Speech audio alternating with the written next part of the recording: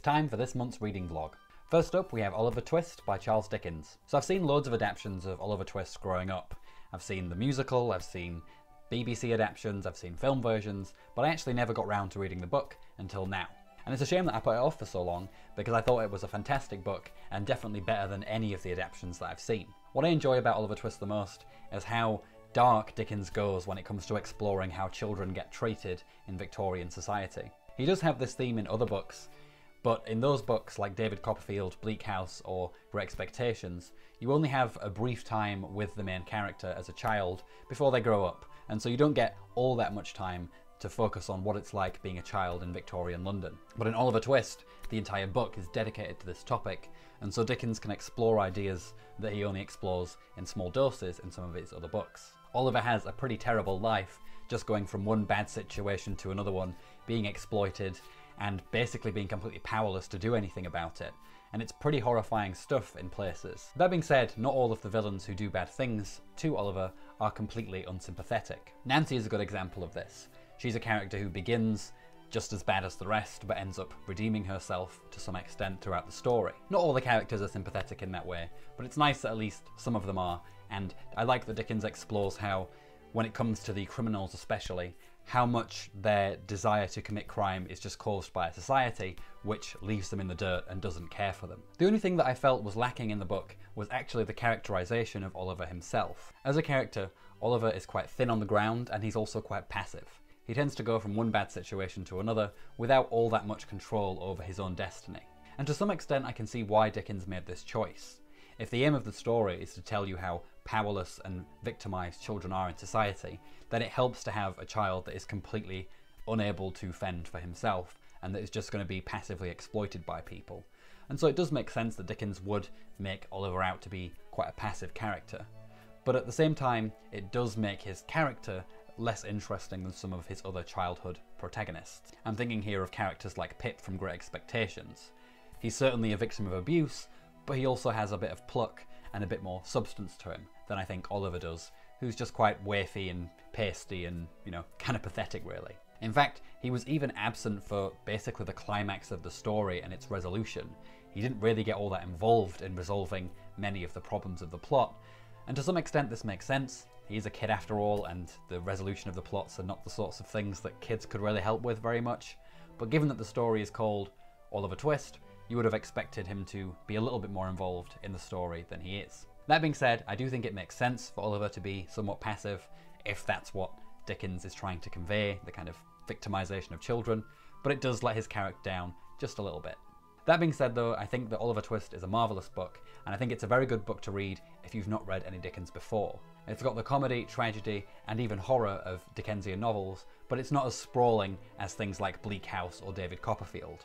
I certainly enjoyed it. It's not my favourite Dickens novel by any stretch, but it's definitely up there with the best of them. Next on the list we have The Garden of Eden by Ernest Hemingway. Now I have given a fuller discussion and even analysis of this book, so if you're interested in watching me say a bit more about this book, then watch my video on it, but I'd also like to give my general thoughts and impressions on the book here as well. The Garden of Eden was my first Hemingway novel, and it really did surprise me, perhaps more than any book has surprised me this year. The main reason for that is because I was expecting a certain kind of book. Because it's a Hemingway novel, I was expecting it to be about masculinity and men in a very traditional kind of way. But when I read this book, I was shocked because it's not really about that. Instead, it's an exploration of gender, the limitations of that, and of sexuality as well, which made for a very fascinating read. The Garden of Eden tells the story of a recently married couple whose relationship begins to change while they're on a honeymoon, as the female in the relationship decides that she wants to get her hair cut like a boy, and slowly she takes on a more masculine role in their relationship and begins to explore the limits of her gender identity and her sexuality. And then her husband starts to do the same, albeit a bit less willingly. It's a very strange novel, and it has a lot to say about masculinity and femininity and the traditional ideas of these things. My only gripe with the book, really, because I pretty much think it's perfect, is that it's a heavily edited version of the original manuscript. The Garden of Eden was published after Hemingway's death, and it was taken from a manuscript that apparently was around 800 pages long, and the actual edited book, the published book, is only around 200 pages long. So that's a lot of cuts. This is a shame because when I was doing research for the book, I learned that the the actual manuscript contains way more interesting things about the gender side of things. And so I'd be very interested to read that manuscript and to see what it was that got cut from the edited volume that I read. That being said, the edited volume is great. I think it's a fantastic book. Hemingway has a really nice writing style. It's no nonsense, it's simple, but also manages to be very profound and poetic as well, which is great, because I think sometimes simple language can be quite boring or dry, but Hemingway manages to keep it interesting, and if you can do a lot with a little, then that's always a good thing. Definitely a book that I would recommend, especially if you're interested in ideas around gender and sexual politics. So those were the only novels that I read this month. I actually read a couple of plays though this month, so now I'm going to talk about these. First up, we have The Taming of the Shrew by Shakespeare. This is one of Shakespeare's most controversial plays, and depending on your point of view, it can either be seen as incredibly sexist, or it can be seen as a satire of patriarchy. It tells the story of a courtship between a domineering woman called Katharina and an equally domineering and ruthless man named Petruchio. The taming of the title refers to the fact that by the end of the story, Petruchio has managed to force Katharina to adopt a submissive position in their marriage, turning her into a compliant housewife. And it ends with Katharina giving a speech about how women should be submissive to their husbands, while her husband and all the men laugh and take the mick of how submissive she has become in their relationship. And so naturally, that's going to get a lot of accusations of misogyny. But I actually think that the play is better if it's seen as a satire, and from some of the research that I did, it seems that there is a lot of evidence to suggest this, both inside the play and also it seems in the context of the original time that the play was written and performed. So first of all, even at the time that The Taming of the Shrew was written, it wasn't clear that audiences at the time would have even reacted to the misogynistic interpretation of the play very positively. During this time, ideas around a woman's place in society were already starting to shift and change, especially away from these very traditional ideals that get put on in The Taming of the Shrew.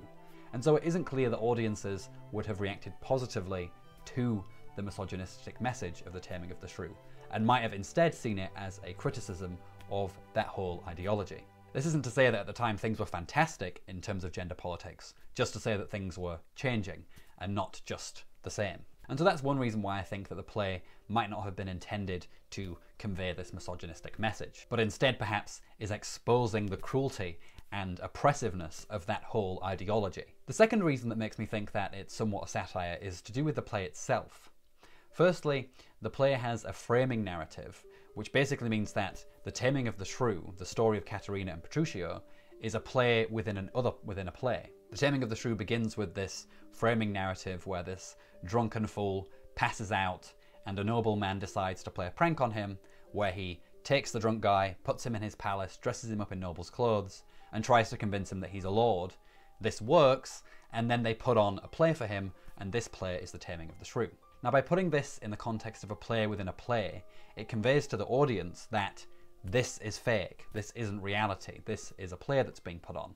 And so that changes your relationship to the play, because you're not seeing it as presenting reality, you're seeing it as presenting fabrication. And so that's one reason why I don't think we should take the message of the play very seriously. Another reason why I think The Taming of the Shrew is more like a satire is because throughout the play, Shakespeare constantly refers to the fact that Petruchio is just as shrewish as Katharina. In fact, sometimes characters even explicitly say this. They point out that the way that Petruchio is behaving is just as horrible as the way that Katharina is behaving. And so it seems to me that the idea here that we're supposed to get is that these two characters are just as bad as each other. They're not particularly nice people, and they deserve each other. I feel like if we were supposed to root for Petruchio and see the taming as a good thing, then Shakespeare would have done more to have presented Petruchio as some kind of ideal man who we're supposed to look up to. But given that he is explicitly described as a shrew, it seems to me that that's not what we're supposed to get from the play. And so for these reasons, I actually think that The Taming of the Shrew is just a really clever satire.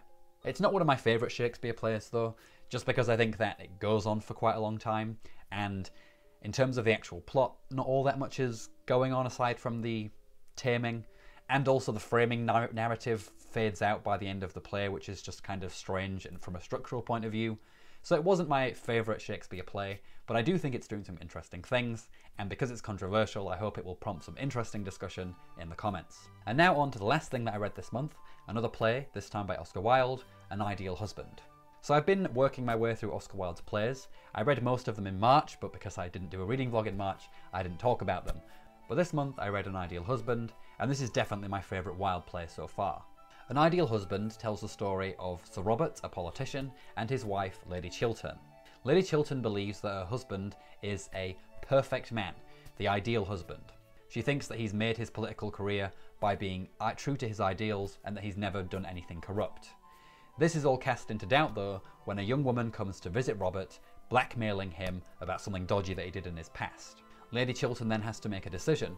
She can either recognise that her husband is a human being who has flaws and save their marriage, or she can stick to her moral ideals and reject her husband because he isn't the pure man that she thought he was. Like all of Wilde's social plays, one of the key messages is that we should not see people as wholly virtuous. We should recognise that everyone has dodgy things that they've done in their past, and no one is an ideal virtuous person.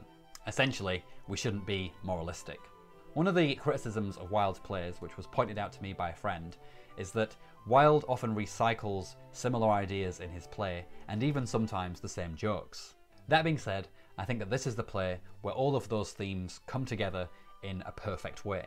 Also, An Ideal Husband is a little bit different from plays like Lady Windermere's Fan and A Woman of No Importance, because it also touches on politics in a much bigger way, and it focuses on men just as much as women, whereas Lady Windermere's Fan and A Woman of No Importance seem to me to be more focused on a woman's place in society, with men taking a more antagonistic or background role. These things to me raise this play up in my estimations, because it's not quite the same as the earlier plays. It touches on some new themes, breaks some new ground, and it's Wilde, so it's pretty funny throughout. He's got great wit, as he's known for, and he's very enjoyable to read. Although I haven't read all of Wilde's plays yet, so I can't make this recommendation concrete, I would at least say that of the plays that I've read, which is all of them except for The Importance of Being Ernest, this is a pretty good play to start with. For me anyway, I think it's one of his best. Alright, that's it for this reading vlog. Let me know what you think about the things that I've read this month down in the comments. And if you have any book recommendations for me, please let me know and I will add them to my Goodreads. If you enjoyed this video, don't forget to give it a like and subscribe to my channel. I upload new videos on Mondays and Thursdays at 4 PM UK time. But that's it for this video. Take care everyone. Ta-ra. But that's it for now, so I'll see you all in the next video. Ta-ra.